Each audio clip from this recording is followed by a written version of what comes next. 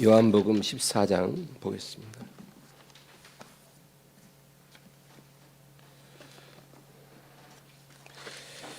14장 1절에서 11절까지 다 같이 읽습니다. 너희는 마음에 근심하지 말라. 하나님을 믿으니 또 나를 믿으라. 내 아버지 집에 거할 것이 많도다. 그렇지 않으면 너희에게 일렀으리라. 내가 너희를 위하여 거처를 예비하러 가노니 가서 너희를 위하여 거처를 예비하면 내가 다시 와서 너희를 내게로 영접하여 나 있는 곳에 너희도 있게 하리라. 내가 어디로 가는지 그 길을 너희가 아느니라. 도마가 이르되 주여 주께서 어디로 가시는지 우리가 알지 못하거늘 그 길을 어찌 알겠사옵나이까. 예수께서 이르시되 내가 곧 길이요 진리요 생명이니 나로 말미암지 않고는 아버지께로 올 자가 없느니라. 너희가 나를 알았더라면 내 아버지도 알았으리로다. 이제부터는 너희가 그를 알았고 또 보았느니라. 빌립이 이르되 주여 아버지를 우리에게 보여주옵소서. 그리하면 족하겠나이다. 예수께서 이르시되 빌립아 내가 이렇게 오래 내가 나를 알지 못하느냐. 나를 본 자는 아버지를 보았거늘 어찌하여 아버지를 보이라 하느냐. 내가 아버지 안에 거하고 아버지는 내 안에 계신 것을 내가 믿지 아니하느냐. 내가 너희에게 이르는 말은 스스로 하는 것이 아니라 아버지께서 내 안에 계셔서 그의 일을 하시는 것이라. 내가 아버지 안에 거하고 아버지께서 내 안에 계심을 믿으라. 그렇지 못하겠거든 행하는 그 일로 말미암아 나를 믿으라. 아멘. 오늘 저는 나를 믿으라 라는 제목으로 말씀을 나누겠습니다.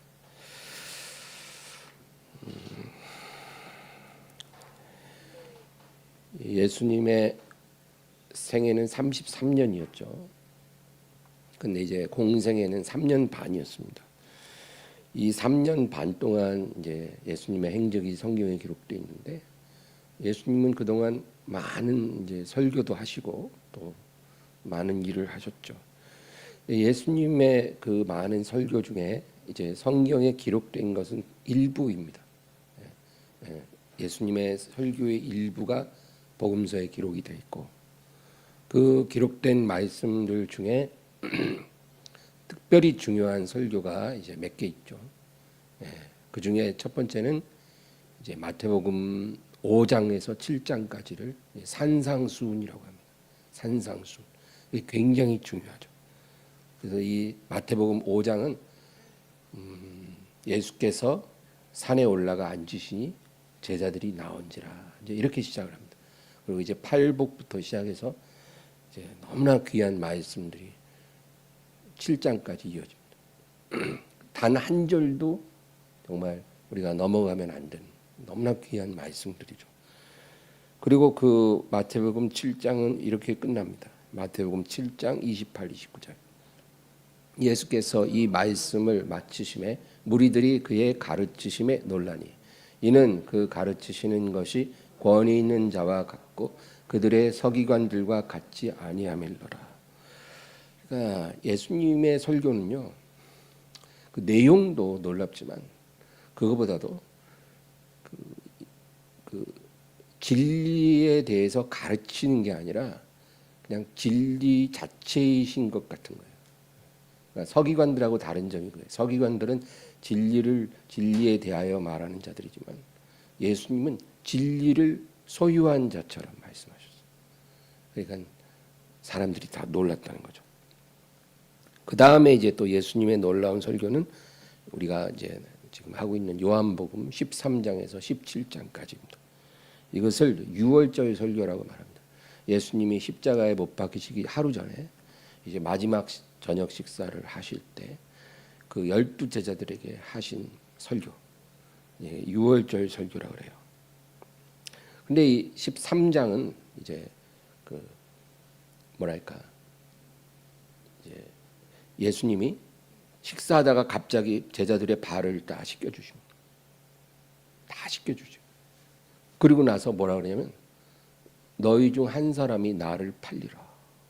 저는 정말 그걸 보고 놀란 게 뭐냐면 예수님은 누가 자기를 팔지 다 아시면서 그 제자까지도 발을 정성껏 씻겨주신 거죠. 모르고는 할 수 있어요.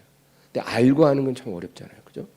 만약에 저 같았으면은 가룟 유다 발 씻을 때는 그 발 만지기도 싫어가지고 물로 이렇게 하고 그냥 다음으로 넘어갔을 거예요. 걔만 안 해주고 나머지만 닦아줬을 것 같아요. 얼마나 미워요. 근데 예수님 그렇지 않았다는 거예요. 가룟 유다의 발도 똑같이 씻어주시고 그리고 나서 이제 한 사람이 나를 팔리라 그러고 나서 예수님이 떡 한 조각을 주니까 유다가 나가죠. 유다가 나간 후에 예수님이 베드로에게 네가 오늘 밤 닭 울기 전에 나를 3번 부인하리라. 그런 말씀도 하십니다. 이제 그리고 이제 14장부터 15, 16장까지가 이제 본격적으로 이제 유월절 설교를 하시는 내용인데 유다가 나간 후에 이제 11 제자에게만 하신 이제 마지막 설교시죠. 그것도 산상수훈 이상으로 너무나 귀한 말씀들이에요. 한 절도 우리가 허투루 읽으면 안 되는 거죠. 그래서 우리가 이 마태복음 5장에서 7장 산상수훈과 요한복음 이제 14장에서 16장 유월절 설교를 자주 읽어야 합니다. 예수님의 설교는 유튜브에 안 나와요. 성경에만 나와요. 그냥 목사님들 유튜브 설교 듣는 것보다도 예수님의 설교를 읽는 게 아주 좋습니다. 그래서 정말 말씀이 너무 갈급할 때 마태복음 5장에서 7장, 요한복음 14장에서 16장 자주 읽으십시오. 성령으로 충만해질 것입니다. 그리고 이제 또 하나 있다면 감람산 강화라고 하는 게 있어요. 감람산 강화. 그게 뭐냐면 마태복음 24, 25장이에요. 이거는 이제 예수님의 재림과 종말에 관해서 그 주제에 관해서만 예수님이 감람산에 오르셔서 제자들에게 하신 말씀. 근데 그것도 중요해요. 그래서 마태복음 24, 25장. 그래서 이렇게 예수님의 귀한 설교 부분만 따로 떼서 자주 읽으면 상당히 유익합니다. 그리고 이제 요한복음 17장은 뭐냐면 이제 예수님이 식사를 다 마치고 겟세마네 동산으로 이제 가실 전에 이제 제자들 앞에서 하나님 아버지께 올려드리는 기도예요.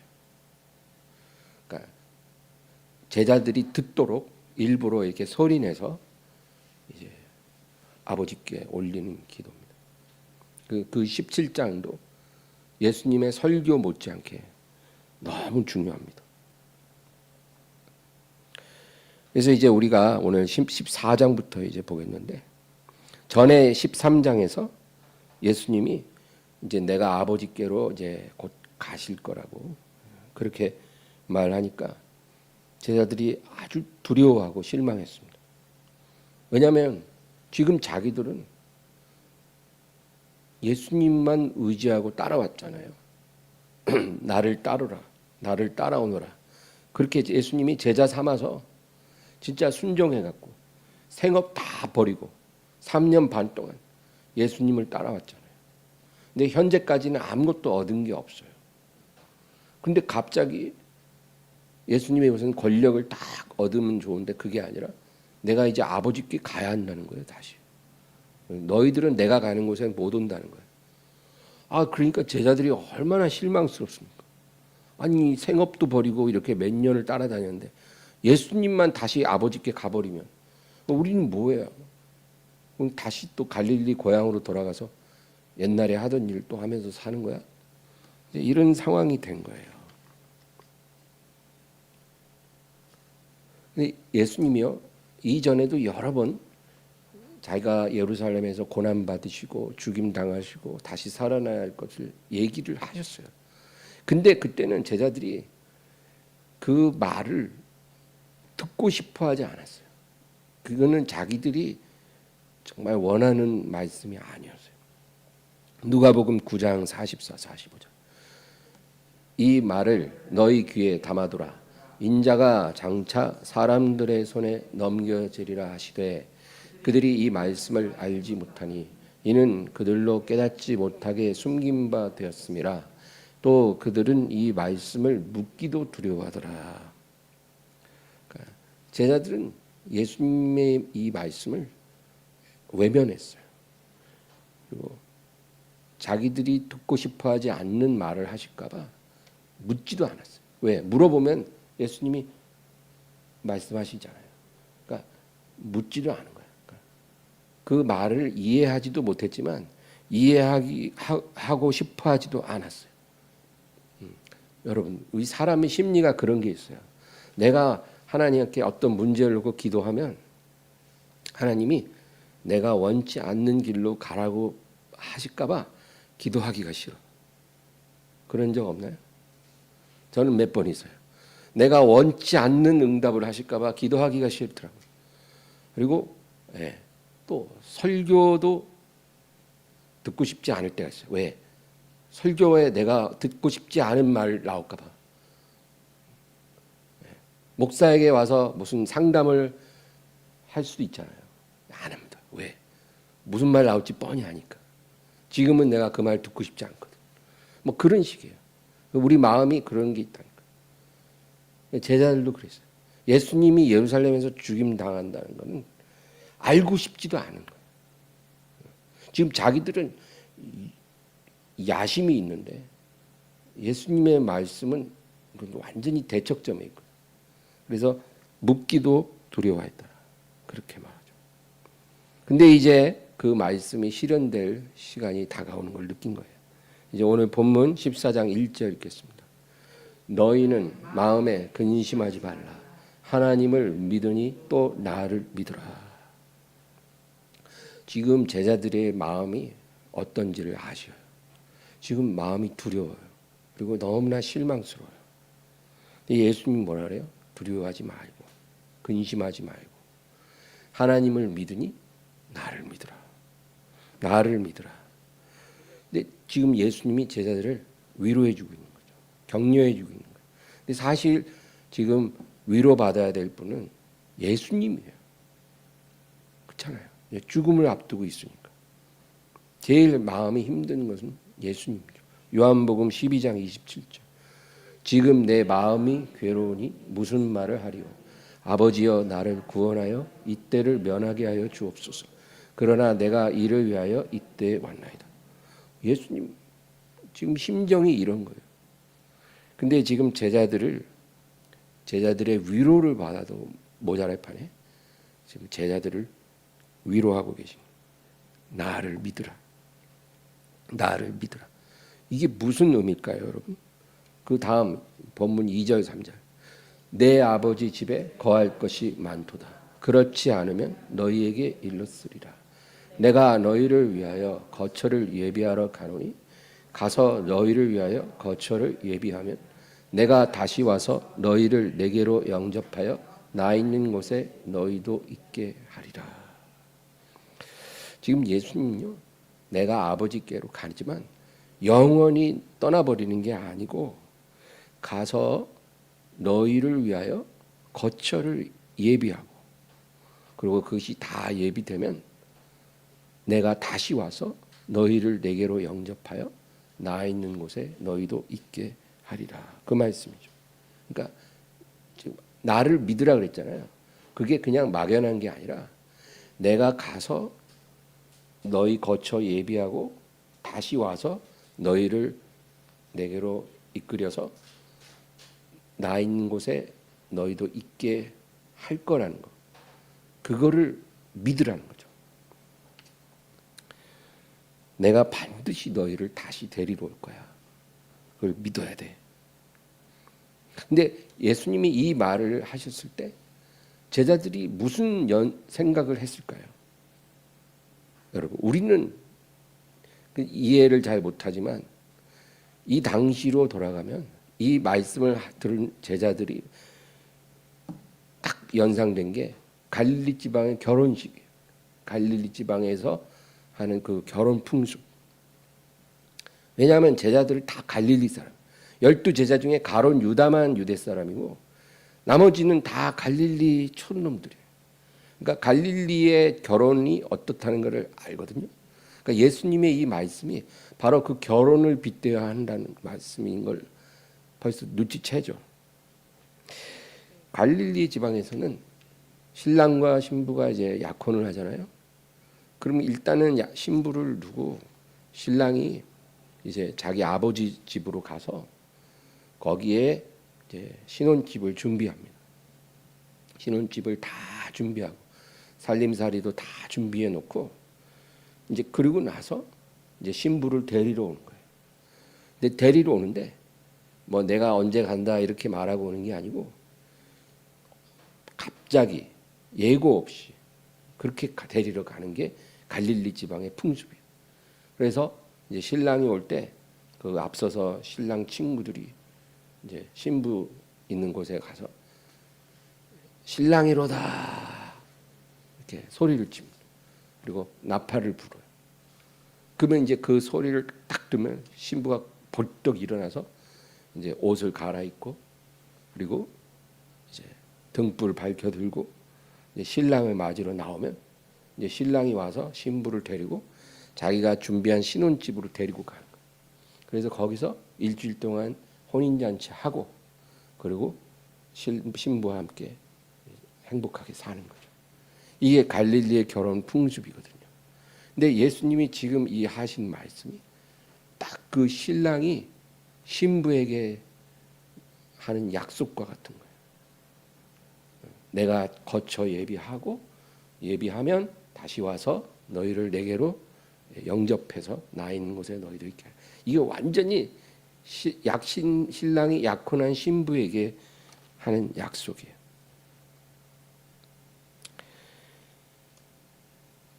그러므로 이 신랑이 신부에게 내가 반드시 너를 꼭 데리러 올 테니까 준비하고 너를 데리러 올 테니까 그때까지 나를 믿고 기다려줄 수 있지? 라고 이제 하면 이제 신부가 알았다고 그러겠죠. 예.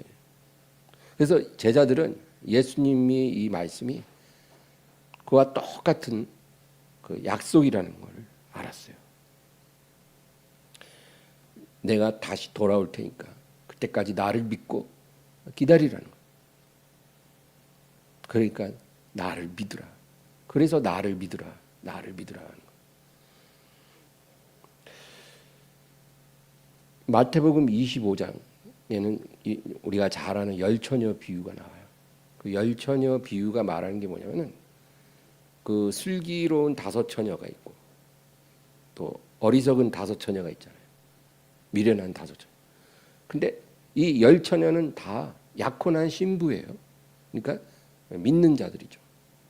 근데 절반은 이 신랑이 다시 온다는 그 약속을 믿고 끝까지 기다린 사람. 근데 나머지 절반은 그렇지 않았다는 거죠. 처음엔 믿었어요. 처음엔 다 믿어요. 근데 신랑이 너무 늦게 오는 거예요. 너무 늦게 오니까 아유 이제 나를 잊고 어디 딴 여자 만나러 갔나 보다. 이제 이 결혼은 파토가. 그러고는 그냥 그 약속을 잊어버린 거예요. 처음엔 믿었지만 그 약속을 잊은 거예요. 약속을 잊어버렸다는 것은 이제 믿지 않는다는 뜻이죠. 그러니까 이 10처녀 비유가 말하는 것은 신랑의 약속을 믿은 5처녀와 처음에 믿었다가 그 약속을 잊어버리고 믿지 않은 5처녀 이야기예요. 약속을 믿는 사람은 절대로 잊어버리지 않아요. 우리가 뭔가를 잊어버린다는 것은 그 약속을 믿지 않고 있다는 증거예요. 그래서 주님이 하나님을 믿으니 나를 믿으라 그렇게 말씀하신 거예요. 근데 오늘날 여러분 기독교인들 5명은 믿고 5명은 안 믿는 게 아니고요. 오늘날은 2명은 믿고 8명은 안 믿어요. 예수님을 믿는다고 하면서도 예수님이 다시 온다는 그 약속을 대부분은 안 믿어요.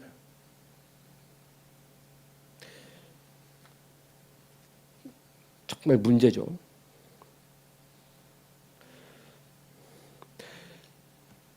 예수님이 다시 온다는 약속을 믿는 신부는 그냥 믿고 기다리는 게 전부가 아니고요.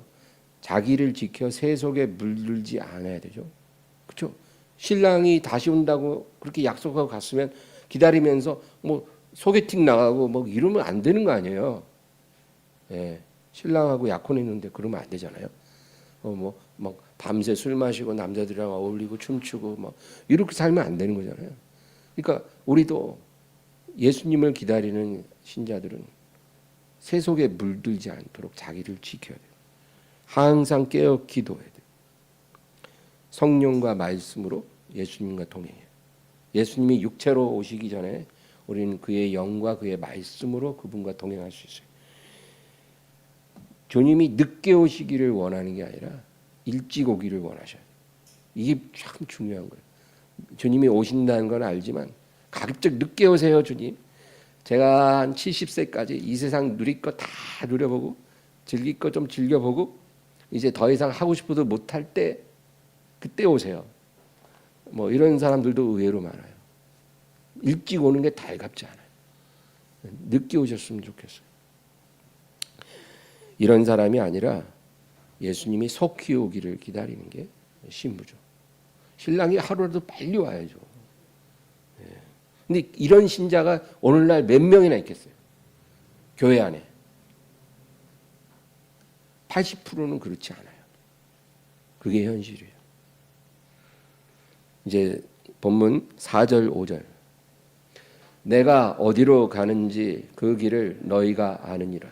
도마가 이르되 주여 주께서 어디로 가시는지 우리가 알지 못하거늘 그 길을 어찌 알겠사옵나이까. 예수님이 가려고 하는 곳은 아버지가 계신 곳이죠. 그리고 예수님이 가는 길은 십자가의 길이에요.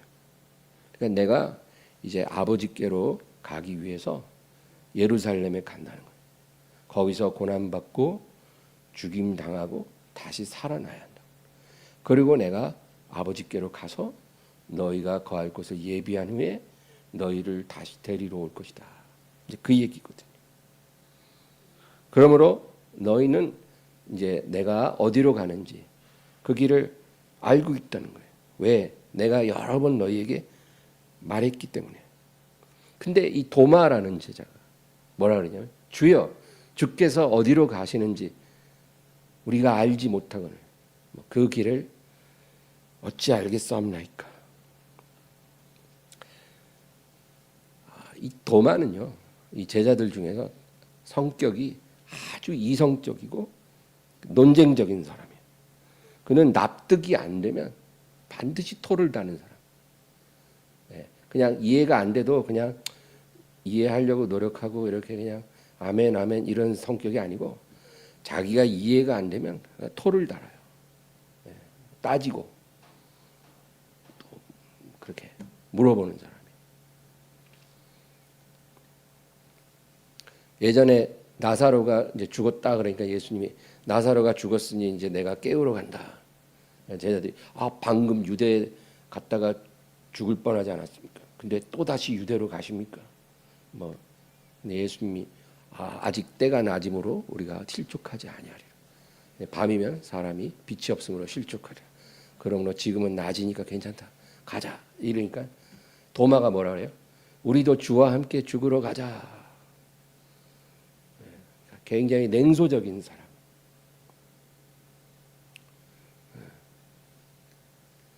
그때 이런 도마가 이제 이런 질문을 해요. 그러니까 이제 6절 읽겠습니다. 예수께서 이르시되 내가 곧 길이요 진리요 생명이니 나로 말미암지 않고는 아버지께로 올 자가 없느니라. 우리가 잘 아는 말씀을 내가 곧 길이요 진리요 생명이라. 지금 제자들이 주님 지금 어디로 가려 하십니까? 지금 주님이 아버지께 가신다고 하는데 그 아버지께 가는 길이 어디에 있습니까? 제가 그걸 묻고 있거든요. 아버지께로 가는 길은 어디 있습니까? 근데 예수님이 뭐라고 대답하냐면 내가 곧 길이다. 내가 아버지께 가는 길이야. 내가 그 길이고, 그러니까 나한테 길을 묻지 마. 내가 곧 길이야. 그리고 나에게 진리가 뭐냐고 묻지도 마. 내가 진리야. 내게 생명을 묻지 마. 내가 곧 생명이야. 오직 나를 통해서만 아버지께 갈 수 있고 진리를 얻을 수 있고 영원한 생명을 얻을 수 있어. 내가 바로 길이고 진리고 생명이야. 방금 전에 도마가 주님 우리가 어디로 가시는 줄 모르고 아버지께로 간다고 하시는데 그 길을 어떻게 찾을 수 있습니까? 우리가 어떻게 합니까? 주님이 어떤 길로 아버지께 가시는지 아버지가 계신 곳이 어딘지 우리가 뭘 합니까? 이제 이런 식으로 얘기하니까 예수님이 대답하신 거예요. 내가 길이야. 내가 진리고 내가 생명이야. 나로 말미암지 않고는 누구도 아버지께 갈 수 없어. 네, 그 얘기를 하시는 거죠. 그리고 7절 너희가 나를 알았더라면 내 아버지도 알았으리로다. 이제부터는 너희가 그를 알았고 또 보았느니라. 예수님은 다시 한번 나와 아버지는 하나라고 그렇게 말씀을 하셔요. 나와 아버지는 하나야. 너희가 나를 알았으면 아버지를 안 거야. 너희가 나를 봤으면 그게 아버지를 본 거야.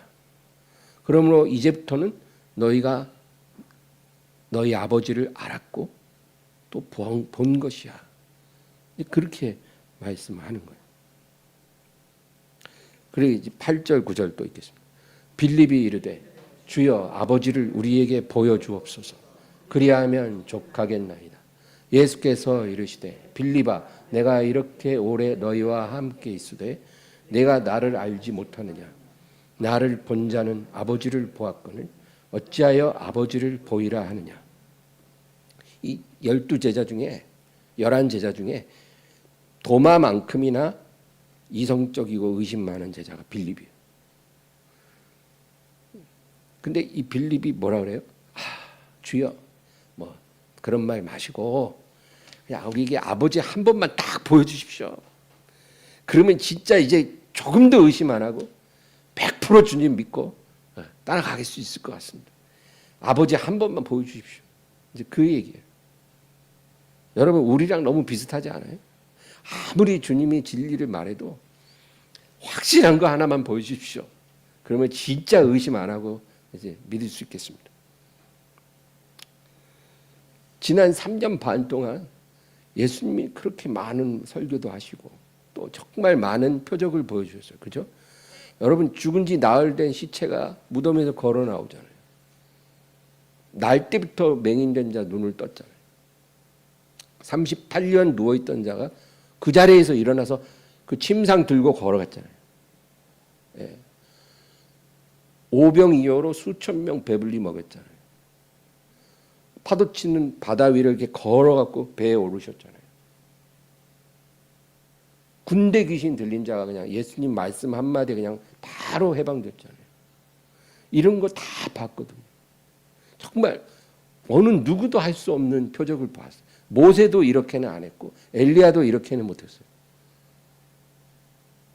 그런 표적을 봤는데도 그래도 안 믿어져요. 왜? 예수님의 말씀이 너무 파격적인 거예요. 내가 모세보다 큰 선지자라 이랬으면 믿었을 거예요. 표적만 봐도 이해가 돼요. 근데 예수님 뭐라? 나와 아버지는 하나라는 거예요. 나를 본 게 아버지를 본 거고 나를 아는 게 아버지를 아는 거예요. 나를 사랑하는 게 아버지를 사랑하는 거야. 이러니까 그 많은 표적을 봐도 안 믿겨. 지금 자기들 앞에 이 초라한 행색의 갈릴리 사람이 예수라는 이 사람이 그냥 하나님 아버지와 동급이래요. 그냥 예수님과 아버지는 하나래요. 지금. 안 믿어지니까. 그러니까 아버지를 한 번만 보여주세요. 그러면 믿겠습니다. 그렇게 얘기를 하는 겁니다. 근데 이 제자들은 죄인은 절대로 하나님의 얼굴을 볼 수 없다는 것을 이해하지 못해요. 하나님이 모세에게 나를 보고 살 자가 없음이라고 그랬잖아요. 그러니까 죄인은 하나님을 볼 수 없어요. 그래서 하나님이 그 아들을 육신의 형상으로 우리에게 주신 거거든요. 하나님을 보라고. 원래 하나님을 우리는 볼 수가 없지만 육신으로 오신 하나님은 우리가 볼 수가 있는 거죠. 그래서 하나님의 말씀으로 구약 시대에 임하셨던 하나님이 그 말씀이 육신이 되어 우리에게 오신 거예요. 그러니까 예수님은 나를 보라는 거예요. 나를 보는 게 아버지를 보는 거고, 나를 아는 게 아버지를 아는 거예요. 나를 믿으면 아버지를 믿는 거예요. 그 얘기를 계속 마르고 닳도록 해주시는 거예요.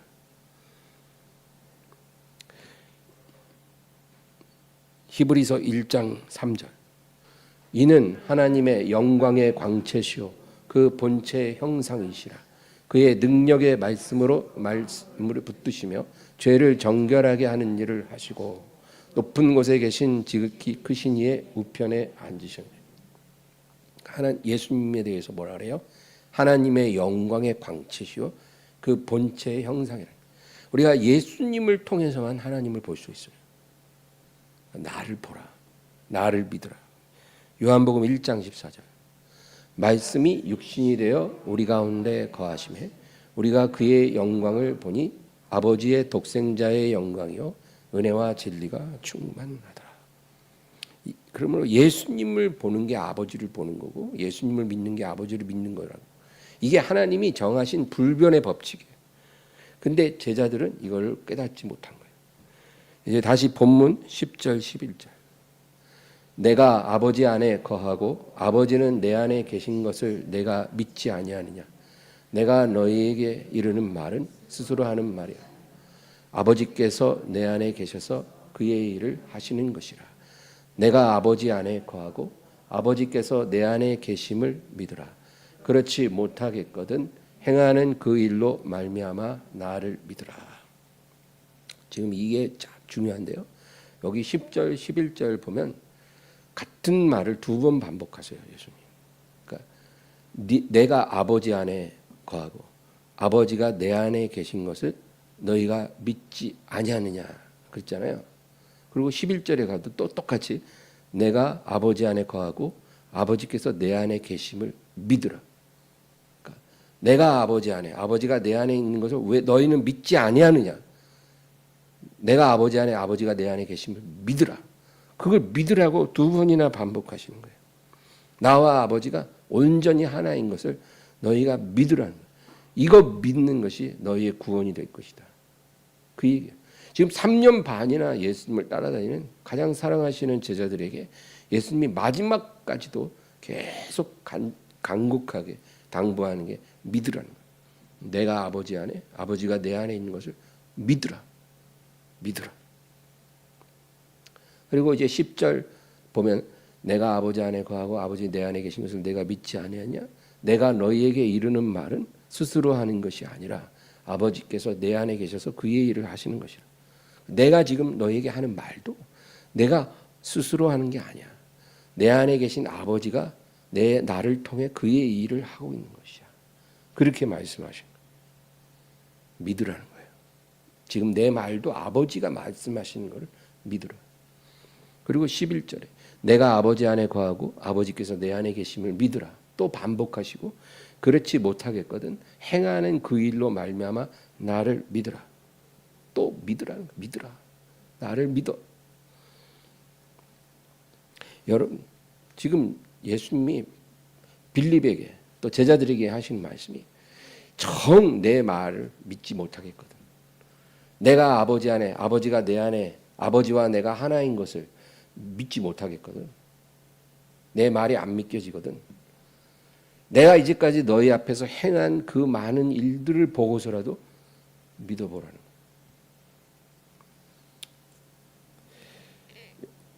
표적 자체는요, 믿음을 만들어낼 수는 없어요. 늘 말하지만 어떤 표적이 있어도 그 표적이 믿음을 만들지 못해요. 수많은 사람들이 예수님의 그 엄청난 표적을 여러 번 봤지만 결국은 안 믿었어요. 표적을 통해서 믿지는 못해요. 근데 이 표적이 필요한 거는, 표적이 나타나면 그 표적을 행한 자를 사람들이 주목해서 보게 되는 거죠. 네. 그리고 그 표적 행한 자가 하는 말에 귀를 기울이게 되는 거예요. 그런 효과가 있어요. 그래서 표적을 행한 자가 하는 그 복음을 듣고 믿는 거예요. 표적이 사람을 믿게 하는 게 아니라 표적을 통해서 그 사람의 말을 듣게 만들고 그 입에서 나오는 말을 들음으로 믿는 거예요. 믿음은 들음에서 나며 들음은 그리스도의 말씀으로 말미암느니라. 반드시 믿음은 하나님 말씀을 들을 때 생기는 거지, 듣고 믿을 때 생기는 거지, 그 표적 본다고 믿어지는 것은 아니에요. 그래서 베드로와 요한이 성전으로 올라가다가 미문 앞에 앉은 안진뱅이를 일으켰잖아요. 그러니까 막 사람들이 막 몰려들잖아요. 그러니까 이제 베드로가 설교해요. 그 설교하니까 그날에 뭐 3,000명이 믿었다 그러죠. 그러니까 표적을 보고 몰려들고, 표적을 행한 베드로의 말에 귀를 기울이게 되는 거예요. 그래서 말씀을 듣고 믿게 됐다는 거죠. 그래서 하나님도 지금도 그런 표적을 행하십니다. 그런 표적을 통해서 복음의 말씀을 듣게 만드는 거죠. 그래서 예수님이 빌립에게 네가 정 안 믿어지거든, 내가 안 믿어지거든, 내가 행한 표적을 생각하고라도 나를 믿으라. 주님은 우리가 어떤 실수를 하거나 잘못을 저지름으로 인해서 우리를 슬퍼하시지는 않아요. 여러분 그거 알아야 돼요. 우리가 매일매일 살면서 실수하잖아요. 그런 실수했다고 주님이 슬퍼하시는 게 아니라 우리가 주님을 믿지 않을 때 정말 슬퍼하셔요. 베드로가 예수님을 3번 부인했잖아요. 3번 부인했어요. 죽을지언정 나는 주님을 배반하지 않겠습니다. 그렇게 맹세까지 해놓고 그 몇 시간 지나서 맹세하고 저주하며 예수님을 모른다 그랬어요. 그러니까 이렇게 사람이 극단적이 될 수 있는 거예요. 그래서 3번을 부인했어요. 근데 성경에 누가복음의 21장인가 보면 베드로가 이제 예수님을 3번째 부인했을 때 닭이 울었거든요. 근데 그때 예수님이 베드로를 쳐다봤다는 거예요. 그런데 베드로가 예수님의 눈빛을 마주치고 그리고 예수님의 하신 말이 생각나서 밖으로 나가서 심히 통곡했더라. 그렇게 나오거든요. 여러분, 그 베드로가 예수님을 3번 부인했을 때 예수님이 돌아서 베드로를 마당 저쪽 끝에 베드로를 봤어요. 근데 그 쳐다봤을 때 예수님의 눈빛이 어땠을 것 같아요?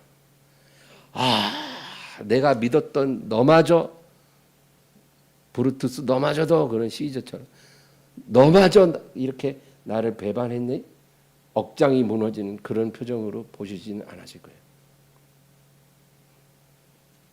예수님이 베드로를 쳐다봤을 때 그 눈빛은 제가 생각할 땐 그래요. 괜찮아. 나는 이렇게 될 거를 알고 있었어. 그리고 너 내가 한 말 기억하지? 그거 잊지 마.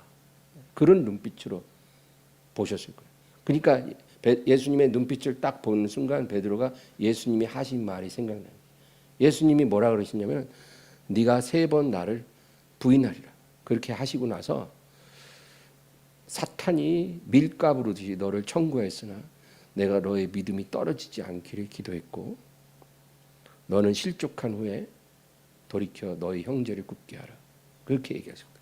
그러니까 내가 너의 믿음이 아예 부서지지 않게 기도했으니까 너는 실족하고 나서 너무 절망하지 말고 일어나서 네 형제를 굽게 해. 그 얘기를 하셨거든요. 그러니까 예수님이 베드로를 쳐다볼 때 눈빛으로 말한 거예요. 괜찮아. 내가 한 말만 기억해. 그러니까 베드로가 그 말이 딱 생각나니까 너무 슬픈 거예요. 그래서 나가서 심히 통곡한 거예요. 여러분, 우리가 무슨 실수를 저지른다고 주님이 막 분노하고 슬퍼하고 그러시진 않아요. 오히려 주님은 괜찮아. 그러나 네가 다시 일어서기를 바래. 네가 다시 용기를 내야 돼. 나는 네가 실수한 것 때문에 너한테 실망하지는 않아. 왜냐하면 나는 너를 잘 알기 때문이야. 너가 일어나서 다시 나를 바라보고 나를 따르기를 원해. 그거죠. 근데 주님이 언제 슬퍼하시냐면은 우리가 실수할 때가 아니라 우리가 안 믿을 때, 믿지 않을 때 정말 예수님은 슬퍼하셔요.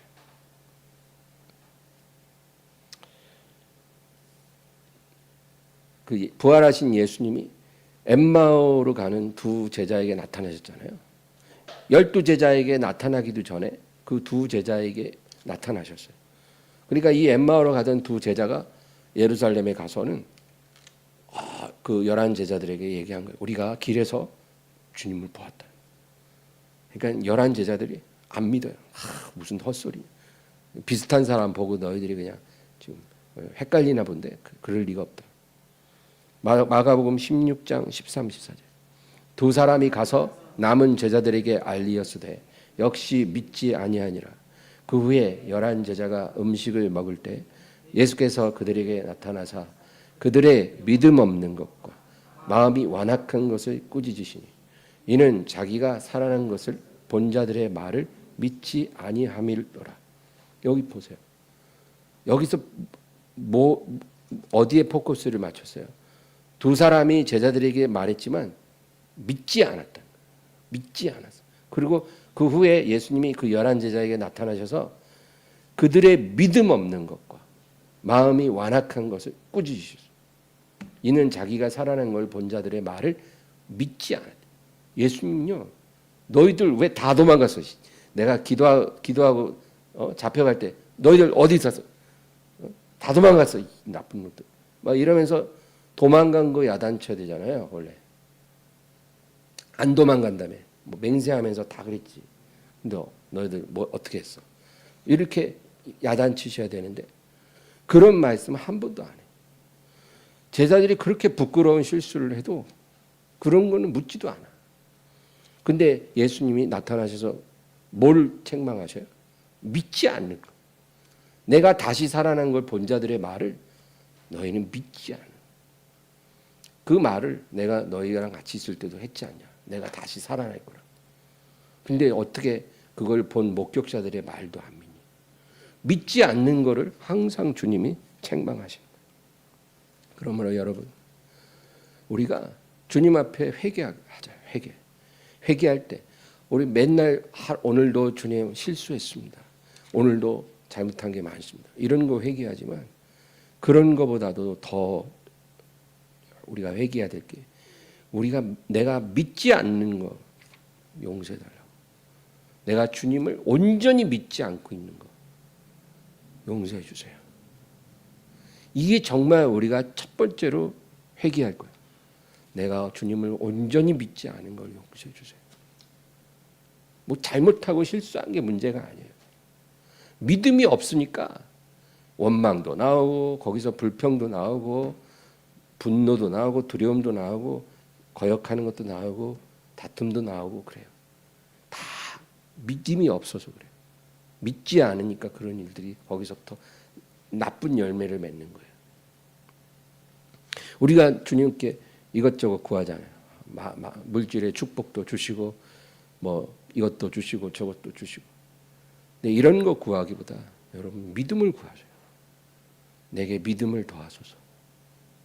믿음을 구하는 게 우선이에요. 항상 주님은 나를 믿으라. 나를 믿으라. 그리고 믿음이 없을 때 슬퍼하시고 꾸짖으세요. 왜 믿지 않느냐. 이게 문제예요. 이게. 이 말씀을 그냥 불신자들에게 하신 말씀이 아니라 가장 아끼는 11제자에게 하신 말씀이에요. 너희가 왜 믿지 않느냐. 마지막으로 오늘 본문 1절 한번 다시 볼까요? 너희는 마음에 근심하지 말라. 하나님을 믿으니 또 나를 믿으라.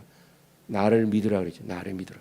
근데 오늘 본문 11절 마지막 11절 또 읽겠습니다. 내가 아버지 안에 거하고 아버지께서 내 안에 계심을 믿으라. 그렇지 못하겠거든 행하는 그 일로 말미암아 나를 믿으라. 여기서도 또 나를 믿으라. 1절에서도 나를 믿으라. 11절에서도 나를 믿으라. 얼마나 중요하면 이렇게 반복하고 또 반복하셔요. 믿는 것이 중요하다는 거예요. 예수님을 온전히 믿으라는 거예요. 내가 아버지께로 가는 유일한 길인 것을 믿니? 아멘. 내가 아버지께로 가는 길인 것을 믿니? 유일한 길인 것을 믿니? 아멘. 내가 유일한 진리인 것을 믿니? 아멘. 내가 영원한 생명인 것을 믿니? 유일한 생명인 것을 믿니? 아멘. 이런 주님의 물음에 우리가 아멘이라고 대답할 수 있어야 되는 거예요. 이런 믿음으로 우리가 주님께 나아가기를 주님의 이름으로 축원합니다. 하나님 아버지 감사합니다. 오늘도 이 말씀을 기억하게 하시고 우리 믿음 없음을 회개하게 하시고 주님께 믿음을 구하게 하시고 주님이 길인 것을 믿게 하시고 진리인 것을 믿게 하시고 생명인 것을 믿게 하옵소서. 주여 우리에게 믿음을 더하여 주시옵소서. 우리의 믿음 없는 것을 도와주시옵소서. 믿음 없는 자가 되지 말고 믿는 자가 되게 하여 주시옵소서. 예수님의 이름으로 기도합니다.